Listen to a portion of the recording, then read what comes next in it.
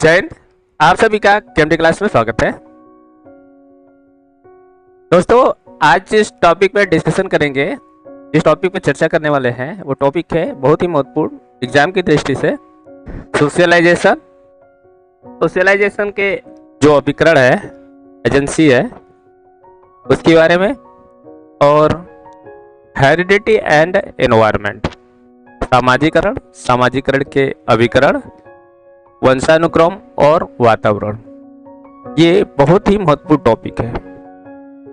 इस टॉपिक पे आज डिस्कशन करेंगे। तो आइए जानते हैं। सबसे पहले कि सामाजिकरण क्या है। दोस्तों, सामाजिकरण एक ऐसी प्रक्रिया है, सामाजिकरण एक ऐसी प्रक्रिया है जो नवजात शिशु को सामाजिक प्राणी बनाती है।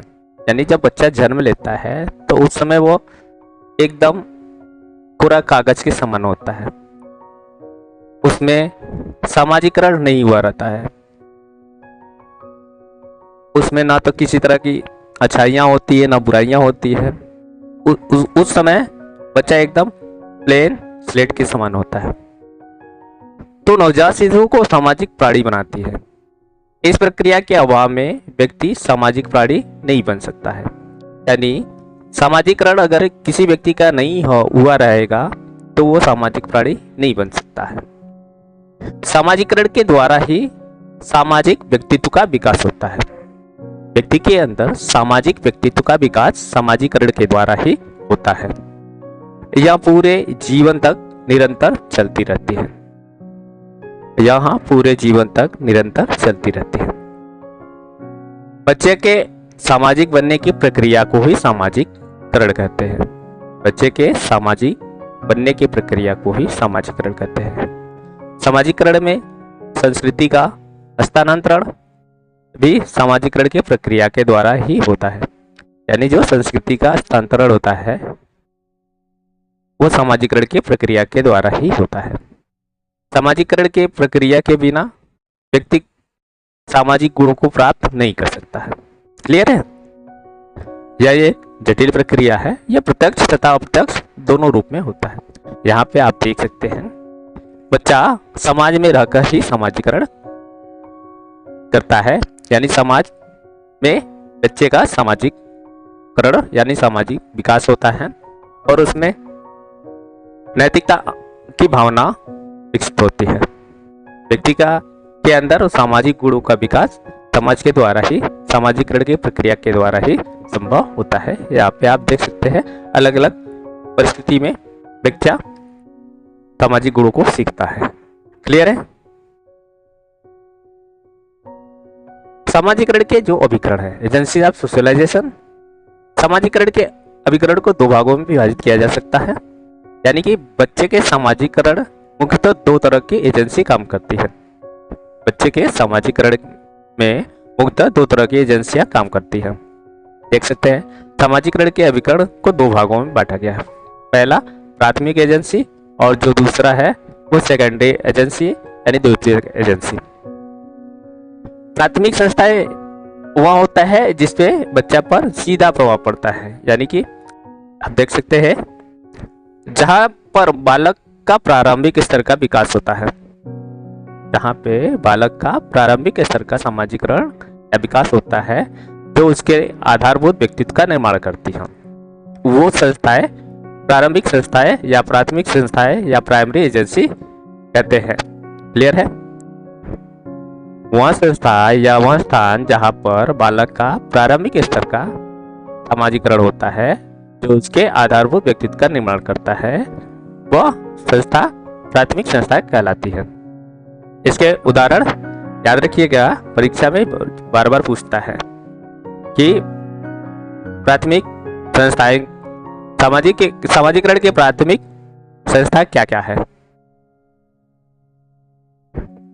परिवार, दोस्त, क्रीड़ा समूह, पड़ोस, रिश्तेदार, विवाह इत्यादि। आप देख सकते हैं, परिवार, दोस्त मित्र,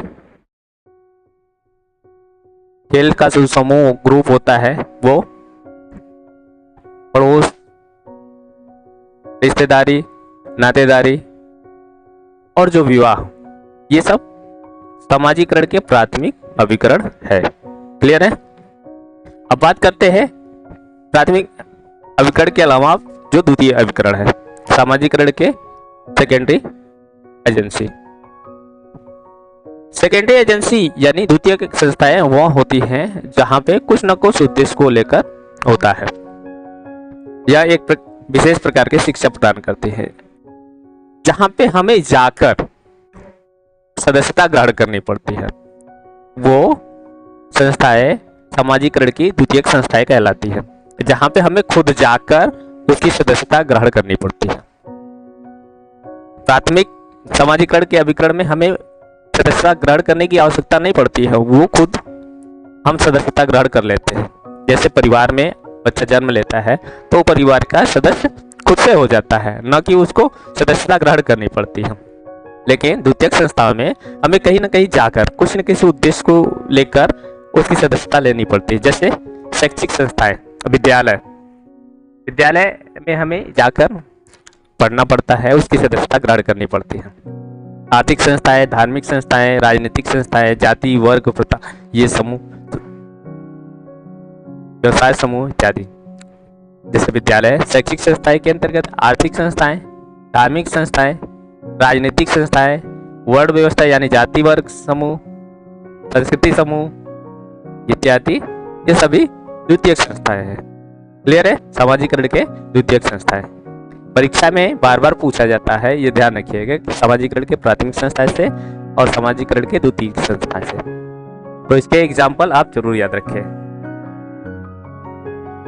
क्लियर है? अब बात करते हैं अनुवांशिक या वंशानुक्रम और वातावरण के। सबसे पहले बात करते हैं कि हेरेडिटी क्या है, वंशानुक्रम क्या है। वंशानुक्रम यानी जब अनुवांशिक गुण जैसे आकार, नाक, तन लंबाई, बुद्धि एक पीढ़ी से दूसरी पीढ़ी में हस्तांतरित होती है तो उसे वंशानुक्रम कहते हैं, अनुवांशिकता या वंशानुक्रम कहते हैं। जब एक पीढ़ी से दूसरे पीढ़ी में गुणों का ट्रांसफर होता है तो उसे कहते हैं वंशानुक्रम। और अधिक स्पष्ट कर सकते हैं इस प्रकार कि पूर्वजों द्वारा हस्तांतरित किए गए गुणों के मिश्रित समूह को भी क्या कहते हैं, वंशानुक्रम कहते हैं। यानी जब पीढ़ी दर पीढ़ी यानी पूर्वजों से जो गुण मिलते हैं, ट्रांसफर होते हैं, वही क्या कहलाता है, वंशानुक्रम कहलाता है। जेम्स डेवर कहते हैं शारीरिक तथा मानसिक विशेषताओं का माता पिता से संतानों को हस्तांतरण होना वंशानुक्रम है। अब देख सकते हैं, यानी कि एक पीढ़ी से दूसरी पीढ़ी, दूसरी पीढ़ी से तीसरी पीढ़ी, इस तरह यानी कि पूर्वजों से जो गुण ट्रांसफर हो रहा है उसे क्या कहते हैं, वंशानुक्रम कहते हैं। क्लियर है? बात करते हैं लिंग निर्धारण की वंशानुक्रम प्रक्रिया। लिंग निर्धारण की वंशानुक्रम की जो प्रक्रिया है वो क्या है? देखिए, मेल और फीमेल यानी जो क्रोमोसोम्स की संख्या होती है वो 23 जोड़े होते हैं, 23 फेरे होते हैं। अब यहाँ पे देख सकते हैं मेल में XY क्रोमोसोम्स होते हैं जिसको शुक्राणु कहते हैं, और फीमेल में XX अंडाणु होते हैं। ठीक है? ये जब प्रक्रियाएं करते हैं तो आप देख सकते हैं किस प्रकार से लिंग का निर्धारण होता है। यानी 23 जोड़े इससे 23 जोड़े इससे जब निकल कर आते हैं तो संतान की उत्पत्ति होती है। तो उसमें अगर XX मिलते हैं तो वहां पे लड़की की उत्पत्ति होती है, और XY मिलते हैं वहां पे लड़के की उत्पत्ति होती है। टोटल मिला के 40 जोड़े। क्लियर है?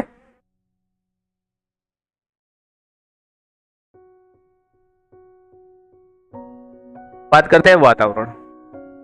ठीक है, वातावरण से जो तात्पर्य है व्यक्ति के आसपास के जो चारों ओर उपस्थित स्थितियां है, परिस्थितियां है, उसी को ही वातावरण कहते हैं। यानी कि जो हमारे चारों तरफ की जो उपस्थित परिस्थिति है उसे ही क्या कहते हैं, वातावरण कहते हैं। यानी व्यक्ति के जो चारों तरफ उपस्थित परिस्थिति है वही क्या कहलाता है, वातावरण कहलाता है। अब यहाँ पे देख सकते हैं। इससे अभिप्राय यह है कि हमारे चारों तरफ का माहौल, जैसे स्कूल, घर, परिवार, पड़ोस, जो चीजें हैं वो क्या कहलाता है, वातावरण के अंदर। वुडवर्ड कहते हैं वातावरण में वे समस्त बाह्य तत्व आ जाते हैं जिन्होंने जीवन प्रारंभ करने के समय से जीवन को क्या करते हैं, प्रभावित करते हैं। यानी जीवन को प्रारंभ करने के समय से लेकर सब जीवन को प्रभावित करते रहते हैं, वो क्या है, वातावरण कहलाता है। क्लियर है। वंशानुक्रम और वातावरण की अंतःक्रिया है।